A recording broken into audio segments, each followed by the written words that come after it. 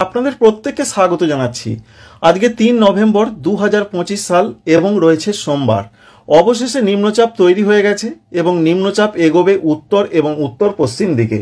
তবে কি সেটা পশ্চিমবঙ্গের দিকে আসতে পারে, কি বললেন আবহাওয়া দপ্তর, সেটা আপনাদের অবশ্যই জানাবো। এবং যে নিম্নচাপটা আমরা দেখতে পাচ্ছি, সেই নিম্নচাপ থেকে যে বড় ধরনের বিপত্তি আসবে সেরকম কোনো খবর কিন্তু এখনো পর্যন্ত নেই। পশ্চিমবঙ্গের আবহাওয়াতে একটা পরিবর্তন রয়েছে, বিশেষ করে ঠান্ডা ভাবটা আরও বাড়তে পারে।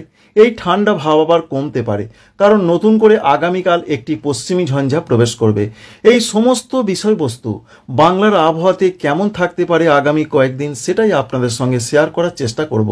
শেষ পর্যন্ত সঙ্গে থাকুন। আশা করছি এই ইনফরমেশন অনেকটাই আপনাদের হেল্প করবে এবং কাজে লাগবে। যদি ভিডিওটি ভালো লেগে থাকে ভিডিওতে একটি লাইক করবেন। আপনি কোন জেলা থেকে দেখছেন, আপনার জেলায় আবহাওয়া কেমন রয়েছে, কেমন ছিল, আমাদের কমেন্ট করতে ভুলবেন না।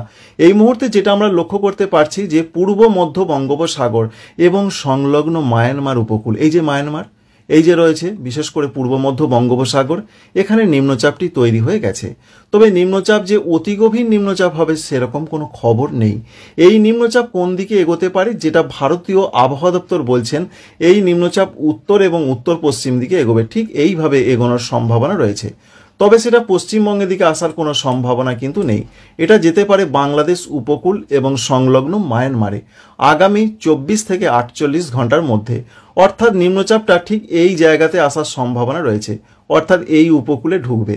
এই উপকূলে ঢোকার অর্থ হচ্ছে বাংলাদেশের একদিকে রয়েছে বরিশাল, এখানে হালকা মাঝারি বৃষ্টি হবে, সঙ্গে রয়েছে চট্টগ্রাম বিভাগ, চট্টগ্রাম, এছাড়া রয়েছে অন্যান্য জায়গার টেকনাফ, মহেশখালী, এই সমস্ত জায়গাতে মাঝারি থেকে 2-1 জায়গা ভারী বৃষ্টি হতে পারে।